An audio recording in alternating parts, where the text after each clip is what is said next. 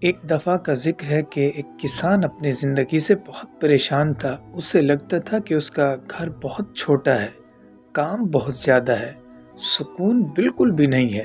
وہ اپنی شکایت لے کر علاقے کے ایک دانا بزرگ کے پاس گیا۔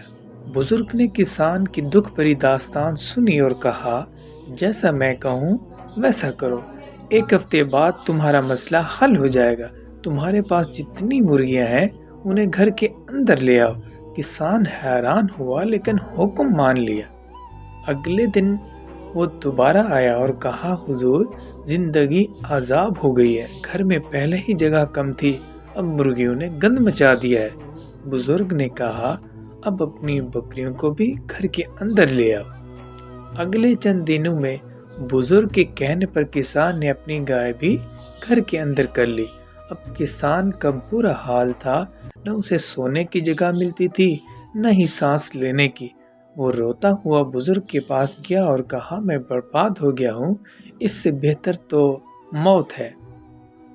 بزرگ نے اطمینان سے کہا، ٹھیک ہے، اب تمام جانوروں کو گھر سے باہر نکال دو اور کل میرے پاس آنا۔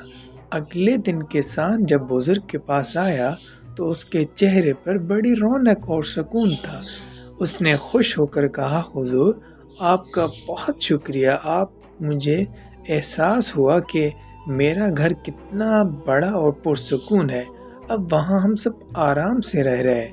اکثر زندگی میں سب کچھ ٹھیک ہوتا ہے، بس ہمارا دیکھنے کا انداز بدل جاتا ہے۔ ہم ان چیزوں کی قدر نہیں کرتے جو ہمارے پاس ہوتی ہیں، یہاں تک کہ وہ ہم سے چھن نہ جائیں۔